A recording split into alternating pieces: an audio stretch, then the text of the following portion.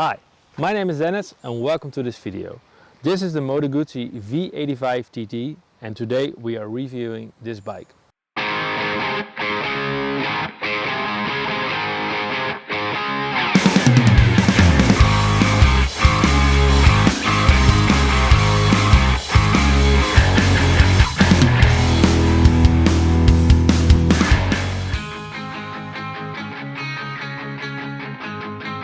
I absolutely love it. I think it's a hit or miss motorcycle. Some people will hate it, some people will like it. Personally, I really love it. I really think the design is really unique. If you compare it to other ADV bikes, if you can call this an ADV bike, of course, this is one of the best looking ADV bikes on the market right now. So this bike was marketed in 2019, so the model is around 4 years old, but in my opinion it's really timeless. Some things that I really like about this bike is color schemes. This is the only Moto Guzzi V85TT in black in this color. You also have a matte black version, of course. You have a red and white version, you have the classic yellow, red and white version. You have the V85TT travel version, so that's a little bit a camel color, a little bit of a brown color, and you have the Centauro edition. I'm not sure if it is available, but that's the green and gray color version, so that's a really Guzzi color. My personal opinion, I really like the red and white version. I think if I would buy this bike, I would go for that bike. So looking at the bike, you can't miss the transverse V-twin engine, you can't miss the drive shaft and the monoshock at the rear. I really like it. There's one thing that could be a little bit better, and that's the front fender. I think it's pretty high. It looks like a bird somehow. It really complements with the headlight, and that's LED. So this is an air-cooled transverse V-twin with around 76 brake horsepower and around 83 Nm of torque. In my opinion, practical, I think it's more than enough for this bike. It's really economical. You can get around 500 kilometers on a full tank of gas. I really love the engine sound of this bike. You really hear the intake of the engine, and also the standard exhaust sounds fine.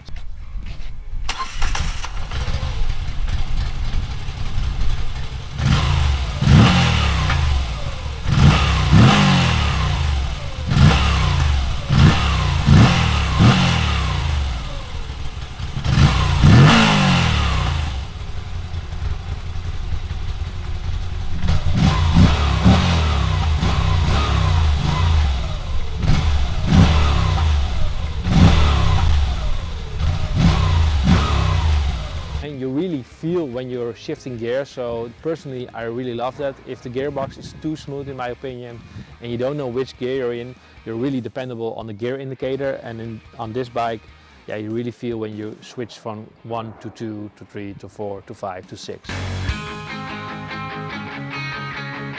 Okay, in terms of ergonomics, I'm around 1.86 meters or 186 centimeters. In my personal opinion, it's really comfortable. If I'm sitting on the bike like this, the angle on my legs is good, and if you're standing up on the bike, so if you're riding off-road or something like that, it feels very natural. So I think you don't have to change anything about the ergonomics on this bike if you're my height. The seat is pretty wide, so it makes it very comfortable, and if you're a passenger on the back like this, let's hope I'm not falling off, you have a lot of leg room. So I do think this bike is perfect for one person, but also if you're riding with a passenger, maybe in combination with a top box, it's fine. And so in terms of ergonomics, I think it's pretty fine. Well, I've been riding this bike on the highway as well as on B roads, and I do think that it excels in both situations. So the engine is more than powerful enough on the highway. You can easily do 130 kilometers an hour, no problem. And the wind protection is really good with this screen. Together with the cruise control, highway riding is a pleasure. So you can do a lot of miles on a day on this bike. So this bike is pretty well spec'd, if I'm honest. You have cruise control, you have LED light. It doesn't have any quick shifter, but I don't think this bike will need a quick shifter. It has riding modes. I think it has 4 or 5 riding modes. So it has off-road, sport mode, touring mode, rain mode, and a custom mode. So a lot, and you can customize the custom mode to your liking.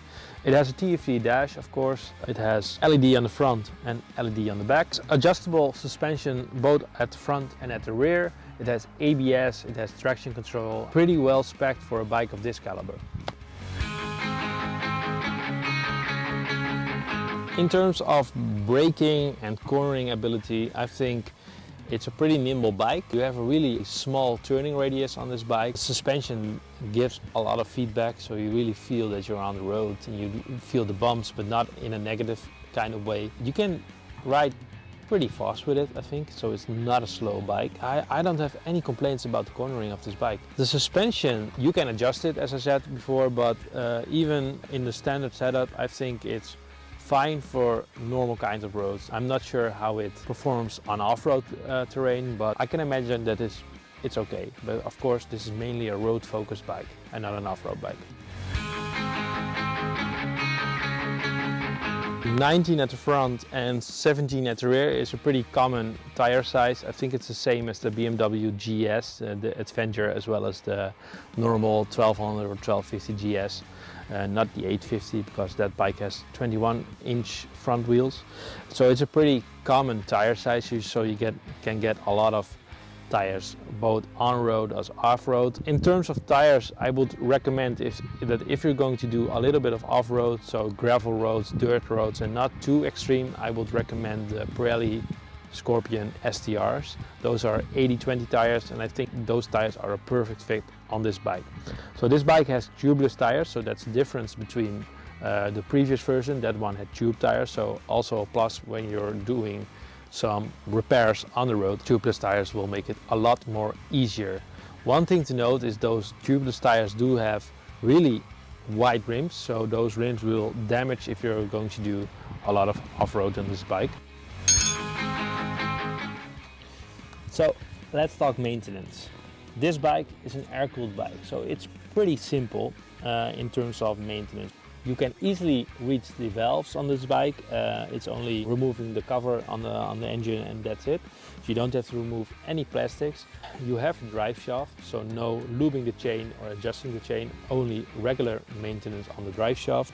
You need to know that the first service on this bike is pretty expensive, because the first service is at around 1500 kilometers, and you need to check and adjust the valves at the first service, and then it's, I think, every 12,000 kilometers.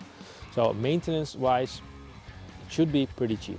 This is a special edition, so this is the Guardia d'Onore. The Guardia d'Onore is a special tribute to the police in Italy, of course. Moto Guzzi has a really long relationship in a positive way with the police force in Italy, and I think some cities even use this bike as a police bike in the city, and I think it's perfect for that. So the Guardia d'Onore has a lot of extras compared to the normal version. So you get a special paint job. As an extra, you get a center stand, a bigger windscreen, fog lights on the front, dash bars, and the MIA app, so the Moto Guzzi infotainment app on the bike. And yeah, a pretty well packaged, I think.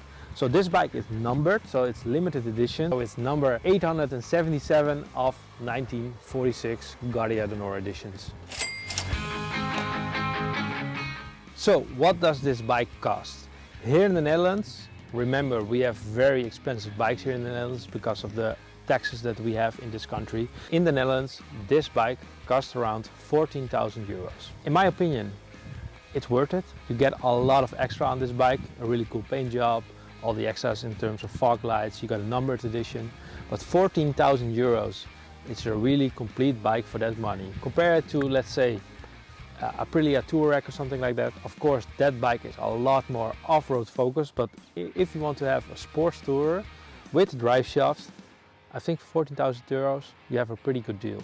If I'm in the market for this kind of bike, so an upright sports tourer or touring bike with a little bit of off-road, I would absolutely consider buying this bike.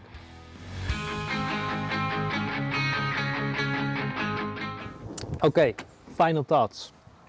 I really like this bike. As you probably may know, I like a lot of Moto Guzzis, but I especially like the V85TT, and I would definitely consider to buy it in the future. Not as fast as the V100 Modelo S, of course, because yeah, I think that bike is a little bit better. But yeah, overall, it's a pretty good bike, low price, good performance, comfortable, and yeah, just a fun bike to have. So that's it for the video.